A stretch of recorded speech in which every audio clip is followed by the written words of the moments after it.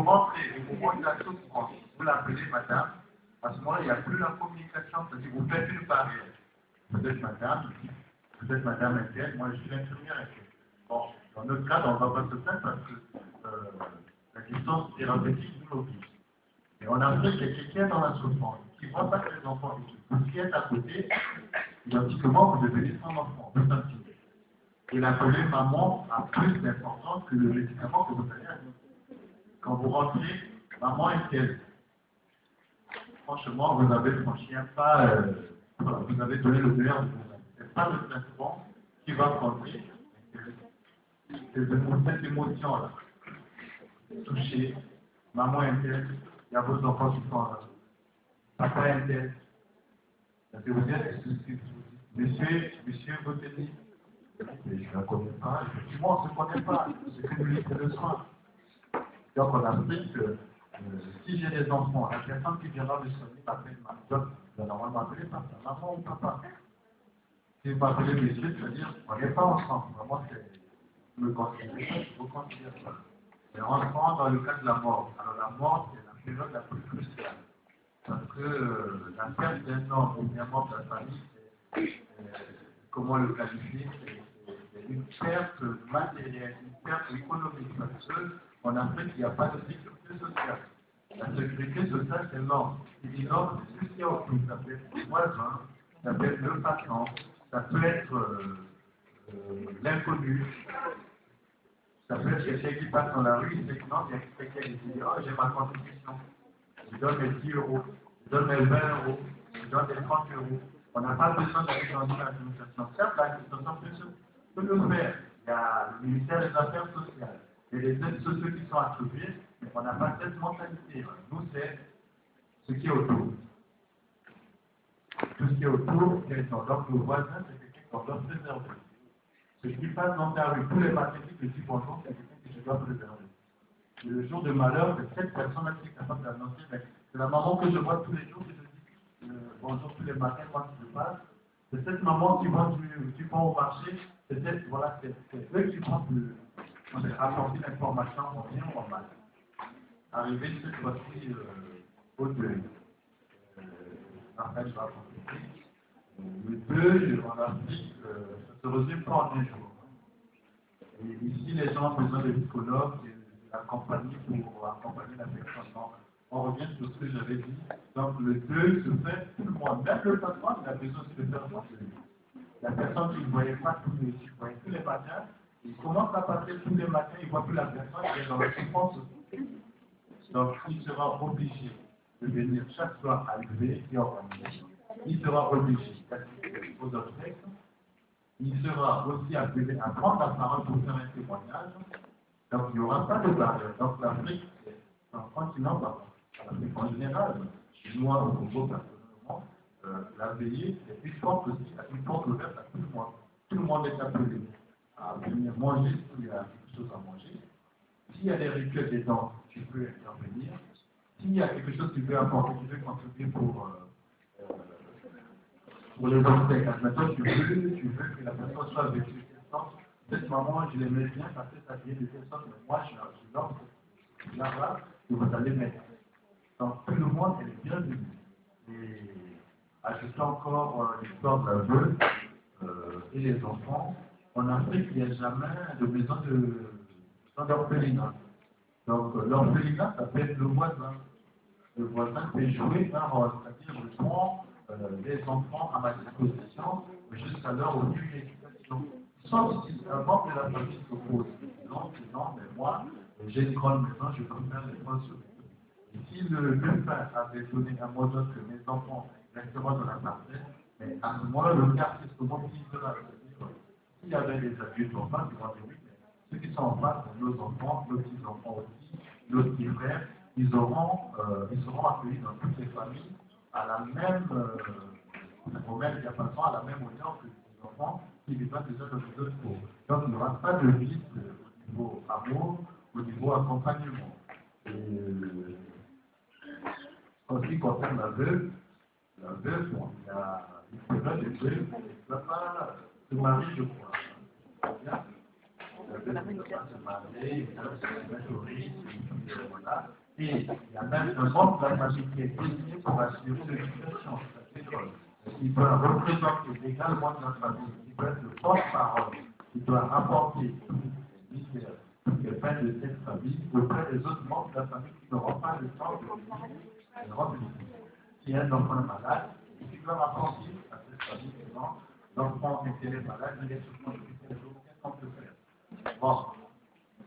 Avec la notion de possibilité, peut-être que les jeunes arrivent de peut-être que les personnes arrivent de voir à détourner l'attention. Il se crée des relations de fusion. Ils arrivent à prendre des relations, voilà, ils finissent par créer un couple à part entière. Donc, à la base, il ne fait pas porter le couple, c'est peut-être que c'est tout. Et un lien de protection, en remplacement du père qui est mélangé. Et bon, par la notion de rapprochement, du coup, les gens arrivent à se former. Donc, après, si ça 2 minutes pour eux, tu vas dire, et puis j'en prie. Oui, voilà. Là, il n'y a pas de question. Ça va. Le deuil, dans l'univers africain, même dans les États, je ne sais pas s'il y en a parmi les gens qui ont l'occasion de c'est communauté africaine en deuil, c'est ça laisse le champ qu'il n'y a pas de deuil. C'est-à-dire, cet encourage de la famille privée se manifeste assez souvent. Il y a des moments où je n'ai jamais apprécié d'être parmi les gens qui arrivent 1 heure, 2 heures après qu'on a installé le corps, particulièrement. Parce que quand vous arrivez, toute l'attention est portée sur vous. On attend de voir qui va pleurer ou ne va pas pleurer. C'est-à-dire que chacun qui arrive pleure.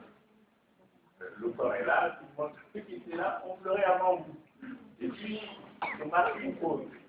Assez souvent, quand il y a pause, eh ben, il y en a qui sont là, il y a les vesteurs qui tombent, alors on bouge pour faire oublier à la famille éprouvée les moments de deuil tout le temps. Quand il y a un nouveau qui arrive, absolument, les femmes, formidable, à 60 mètres de la maison, de là où se trouve le corps, elle commence à tomber, à crier, à pleurer. Elle se roule dans une vraie gymnastique qui arrive. Et petits gens qui sont là déjà, mais tout le monde pleure maintenant. Tout le monde pleure. Elle dit, mais toi qui arrives, tu es là, tu arrives, tout le monde te regarde. Tu es son père, par exemple, tu arrives comme ça. Mais comme ça, tu te concentres. Tu pleures à l'intérieur. Mais il n'accepte pas ce genre de rassemblement interne-là. On attend de voir ses larmes. On ne voit pas les larmes, il y a des commentaires. On ne pas son père. Vous voyez, on l'a vu, il n'a même pas pleuré. Et là, quand je suis arrivé à Dijon, la première année, j'avais une voisine, une femme d'un certain âge, qui était au rez-de-chaussée de là où j'habitais. On la voyait, on la voyait, mes enfants aimaient bien aller vers elle parce qu'elle avait des petits chiens, au moins 4-5 petits chiens, elle est tombée tout le temps.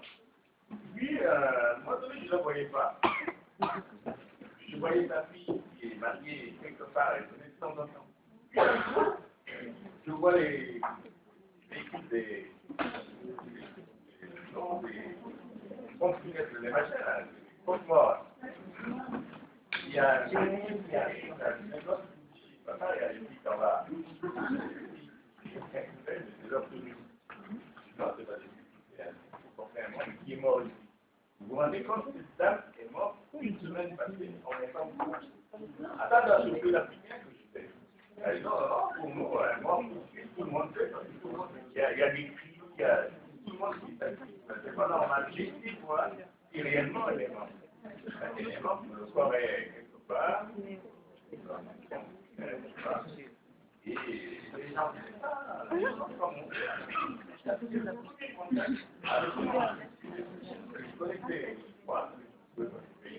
voilà, c'est pour dire que quand il y a un mort, c'est pas forcément parce qu'il y a un mort qu'on ne fait que pleurer.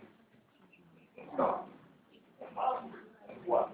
Pourquoi? C'est pas parce qu'on est content que quelqu'un meurt, mais c'est pour désendrier. Ça, c'est un terme qui est vraiment il paraît que c'est la pensée d'Afrique.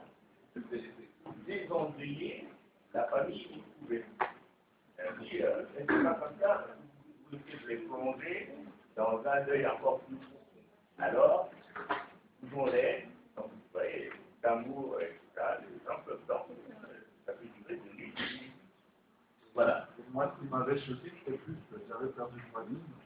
Et je vais voir l'autre voisin pour dire comment il faut annoncer. Il dit non, il faut attendre le journal, ça va apparaître demain le jour, je vais voir dans le journal. Le journal du matin, je comprenais pas. Je ne vois pas demain, attends, mais le journal. Je ne sais pas, j'avais raison, mais j'ai attendu, personne ne s'est fait. Et je me suis retrouvé. Il y avait personne à toucher et l'autre. J'ai fini par me souvenir de la question. Encore avec une situation, personne n'allait me calmer. Je savais qu'il avait une information, mais je trouve que les enfants pas si vont finir. Ah, j'ai peur, je vois maintenant des gens arriver, ils sont moi qui comprends mal, c'est moi qui avais tout les larmes. Cette personne, je l'ai dit, on a passé franchement,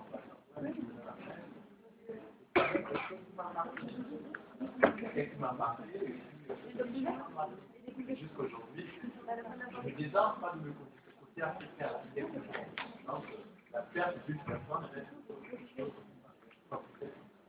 On a beau dire, on ne va pas pleurer, on a beau dire, je ne sais pas le choix, mais il va arriver un moment où on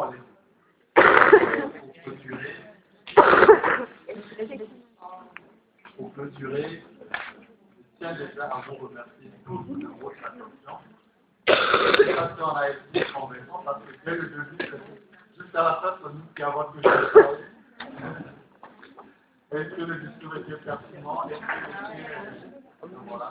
Donc, pour être plus soignant, je vous annonce que moi, je suis originaire du Congo, et venant d'un quartier Mchina, il y a un quartier qui a tellement détruit. Les jours à venir, peut-être vous, et moi, et d'autres personnes, on sera peut-être allés apporter des magnifiques à aller voir qui ont besoin de rien, qui auront besoin peut-être de votre présence. Non peut-être d'argent, mais juste le geste de toucher la main et de dire le paracétamol qu'on vous amène, il n'est pas peut-être si riche que ça, il faut de vous remettre sa santé, mais nous sommes venus quand même vous voir. Je vais mettre les jours à venir, moi